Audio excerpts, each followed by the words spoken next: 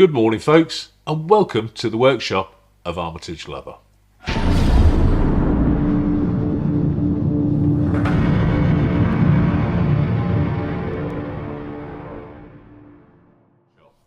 And welcome to a new iron review. This is quite exciting because I've not been sent a new set of irons for some time. So I've been sent these irons, brought these irons. I did some consultation work with the London Leather Workshop last year, and Sarah brought up 2 sets of irons for me. These irons are interesting. So they are sold by the London Leather Workshop. So I'll put the URL at the bottom there. So if you want to go and buy them, certainly available in the UK. Over the pond, it will become clear where you can go. But the nice thing about this, and I had this conversation with Sarah about this in quite a bit of detail, there are a number of companies that are selling irons that are having those irons made for them. They're just putting their stamp on them as their irons, which, let's face it, a lot of companies do. It's just branding.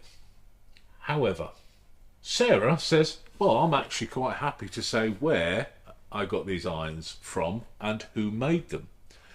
And I think this lends a little more credibility to the irons by doing so. I have 2 sets of irons. In this video, I'm going to be reviewing the top range, but there is also the basic. And they're both made by Kevin Lee. Now, Kevin Lee is a maker we know and trust. So, putting his name to these lends, I feel, a little bit more credibility to the irons. So let's have a look at the irons in a little bit more detail. I'm going to run through the specifications, my thoughts and feelings on what I think of them. That's a personal view, but it will give you an insight in what I think. If you think my opinion is worth anything, then it's going to help. And how they work, because ultimately that's what we're edging towards. Do they work? Are they any good? Do they give us a good stitch? Are they functional? Are they working for us? Otherwise they're not worth buying. So let's have a look at the specs. Now, these are made from 5 CR15 steel. So I understand that that's a stainless steel, but I also understand it's a good stainless steel. First impressions when you pick them up, good size, chunky. There's weight to them. You feel like you're picking up a substantial tool. There are no hot points, sharp edges on here that with prolonged use you are going to get upset over. There's a good length to them. How long are they? Overall 120 millimeters. So 5 inches best part of, just shy. They feel good in the hand. They look good. Now, when we look at the teeth, there is a taper to them. This lends visually itself to it being a pricking iron, but these teeth are long. So these particular teeth are 10 millimeters in length. But the taper isn't massive. So we've got at the tip of the tooth 1.9. That's the absolute sharp bit right at the tip of the tooth. And at the body, right at the top, 10 millimeters away, we've got 3.5. So we're increasing overall by 1.6 millimeters. But that's a 10 mil tooth. We look at some of the older irons where we've got a much more severe angle over a shorter distance. That precluded going through the leather. This would lend itself well to a really good setup for working seam, pricking iron and all, without doubt, all day long. Really good, solid workhorse of an iron. but I also think it could be a stitching iron. We're going to find out. We're going to push its limit and find out if that's a benefit or detrimental. And you get to find out. So they come currently in 3.85 and 4mm from the London Leather Workshop. They do not come in reverse irons, so you have a limited range. But this is the distinct thing. I mean, they're both labelled up 3.85. These are 3.85, so 7 SPI. They're both labelled up with the London Leather Workshop logo on them. And this is the thing. This is the thing that I think is really going to make people's heads turn. When you buy them both. You buy them as a set. They come as a set. 2-tooth and an 8-tooth. And that set will set you back £94.95. So that's £95 for both irons. That's not bad. That's £9 a tooth, which means that's somewhere in the region of 18-20 quid. That's 70 quid, 75 quid.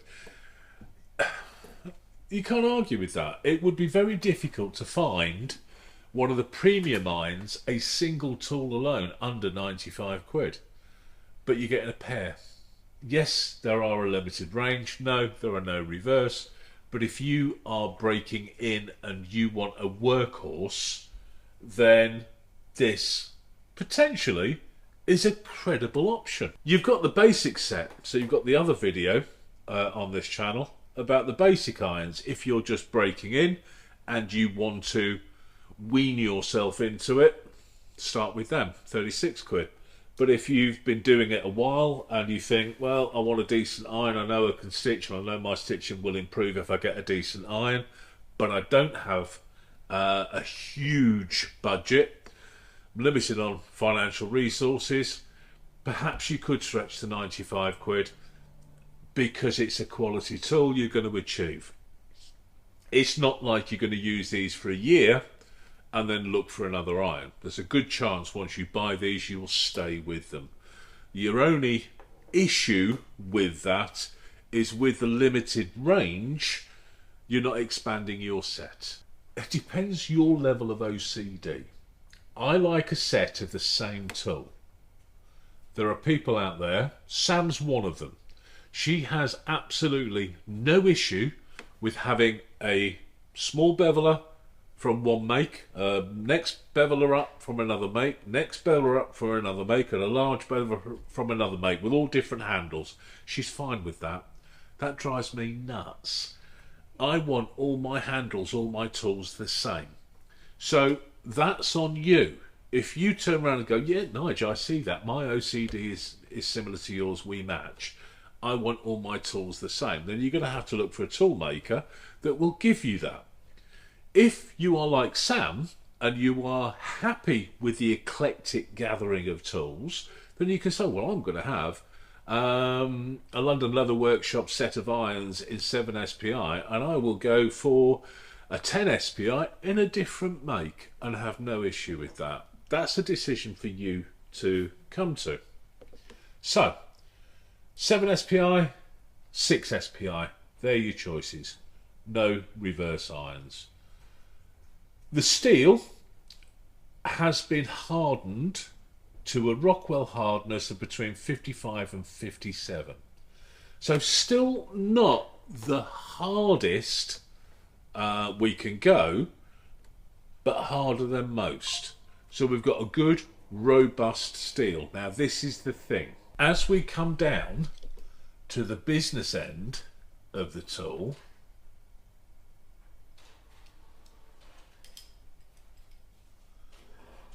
we are rocking in at 2.2 millimeters. So there is plenty of steel down here, which means that with the steel being harder, there's more to take any lateral pressure. Now, if you're applying lateral pressure to these tools, you're doing something terribly wrong. It should be in, it should be out. Surgical, almost. But we can often find with some tools where a weaker steel has been used, they've been over hardened, they can become brittle. This is harder than many irons, but because we've got the meat behind it, we've also got the strength. You use these properly, you're going to have to really work at breaking them. If you break these, you've done something very intentional to do so. So that's where we're at. 95 quid a set. 5 CR15 steel, hardened to 55 to 57, and you've got 7 SPI, and you've got 2 tooth and 8 tooth options. This is the one thing that I really like, and this is the one thing that sells me on an iron all day long. The teeth are set at 45 degrees.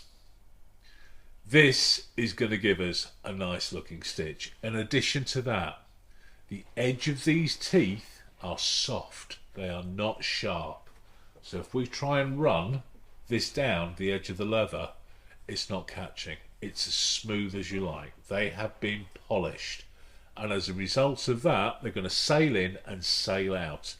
But more importantly, they are not going to cut the end of the hole. One of the biggest issues that we can suffer, and it usually manifests itself at the point of tension, is if we cut a slit that cuts all the way to the end of that slit, it can continue under tension. It tears. The fact that these teeth have been softened means only the tip is actually doing the cutting. As we drive the rest of the tooth in, it stretches the hole, so it rounds it. This does two things for us. One, it prevents it from splitting further, so our hole stays at the size that we want. And two, it gives us a really nice surface over our stitch, because as we make the hole, the leather bends in, because it's not sharp, it's not being cut. If it's been cut, it stays flat.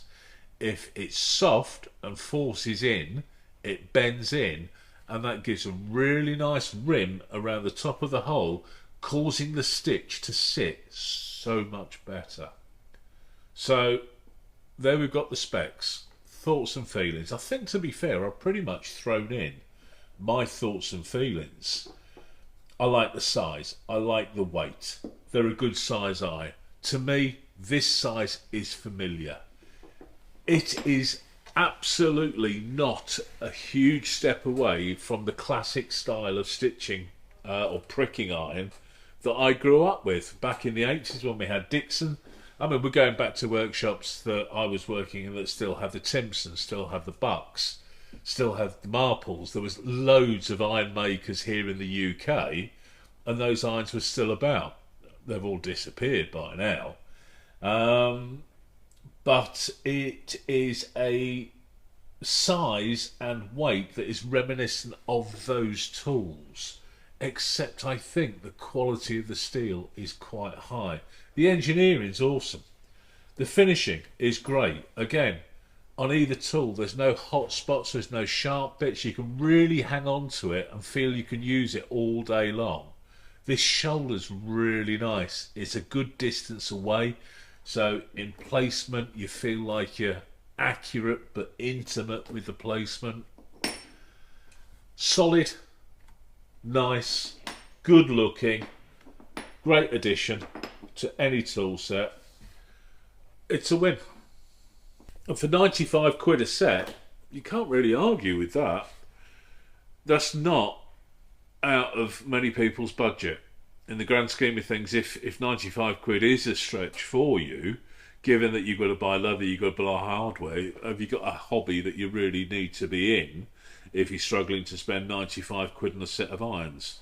Because ultimately, if you are making something out of leather and you look at your stitching as something that is less than any other part of it, are you making it to the best degree that you can? If your stitching looks horrible, your item looks horrible. If your cutting's not on point but your stitching's fantastic, your item can sing. If your cutting's fantastic but your stitching's horrible, your item fails. it just screams at you. Yeah, friends and family will say, oh yeah, you've done a fantastic job. They're bolstering you. The truth is, when you get somebody who seriously and properly critiques your piece and says your stitching's letting you down, that's crushing. But if you're not paying attention to your stitching as you should, then you're opening yourself up to that. Get a decent set of irons, find the budget for the correct tool, your stitching will elevate, your piece will elevate. And ultimately, if you want to sell stuff, it's got to look good.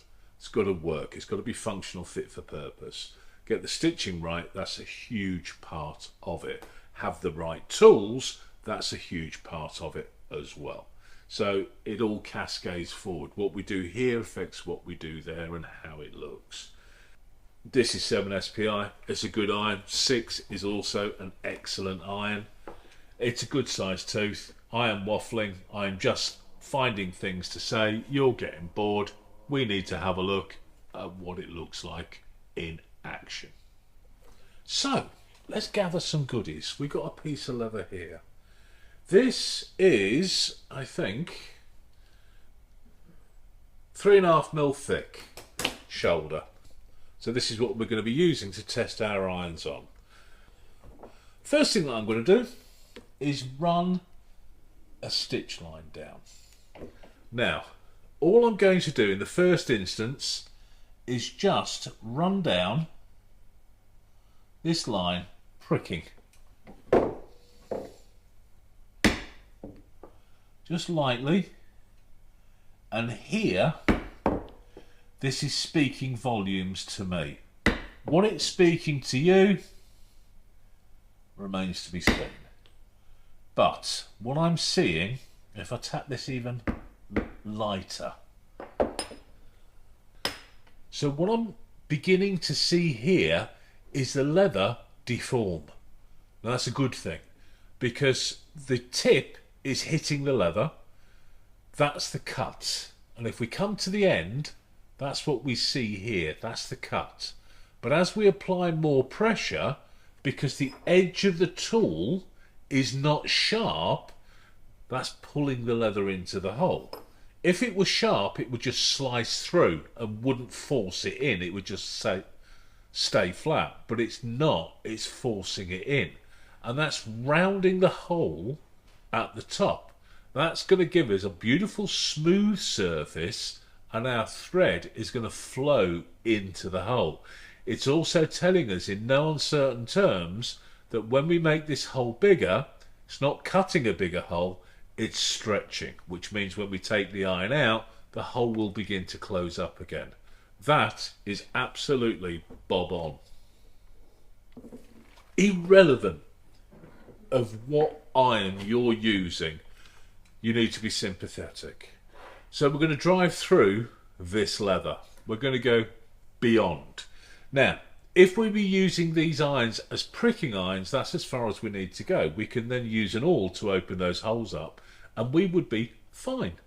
That is beautiful as a set of holes for a pricking line.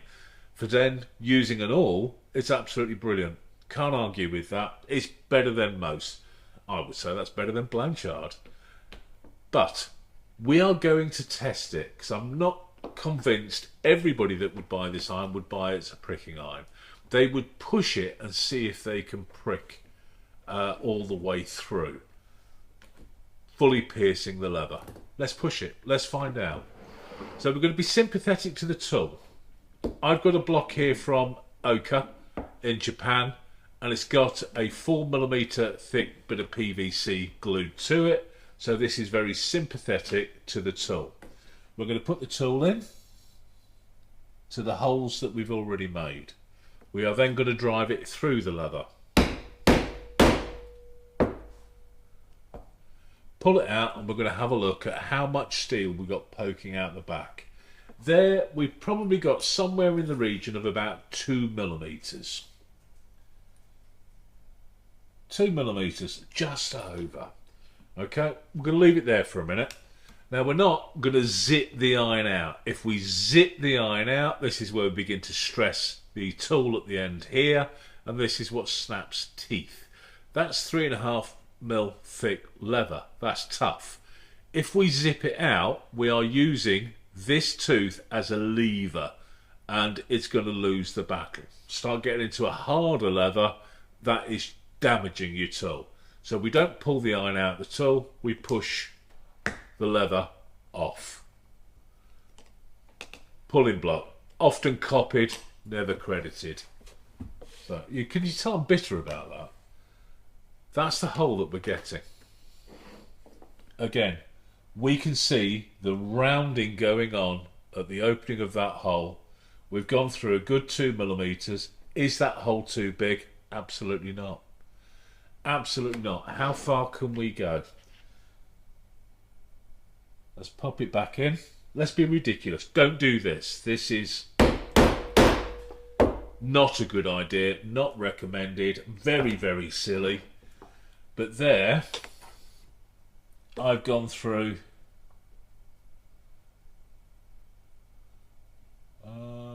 4 mil.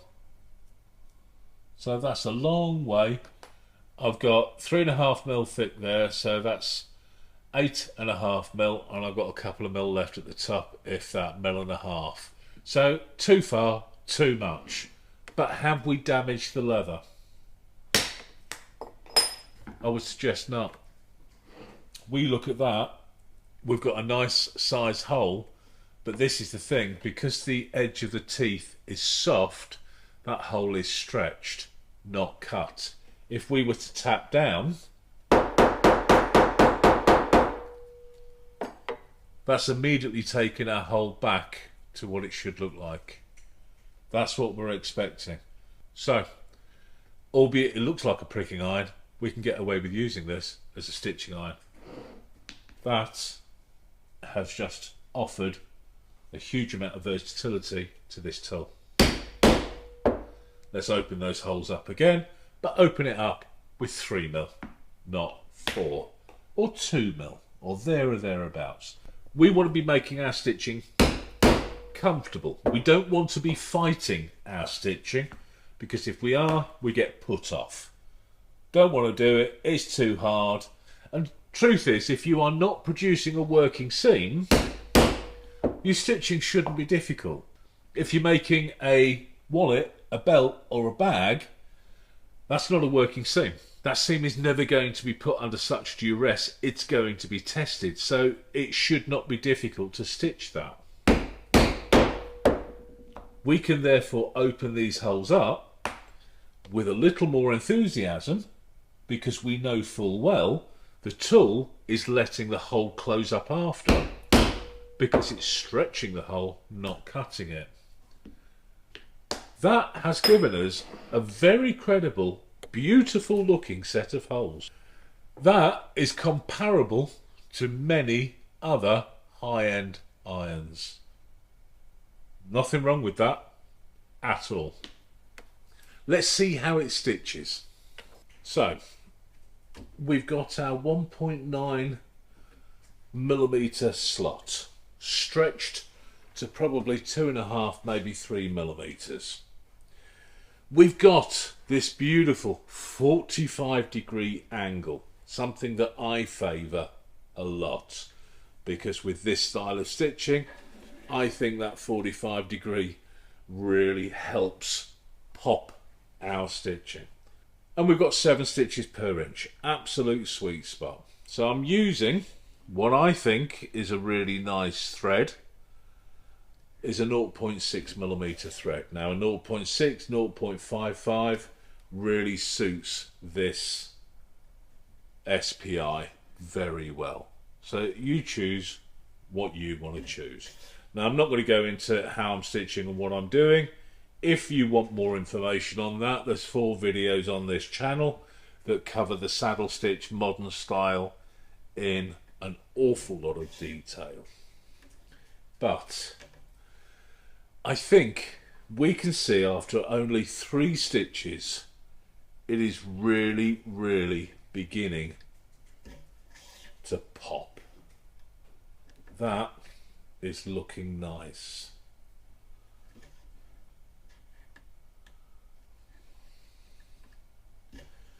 Little bit of a tug on that second needle.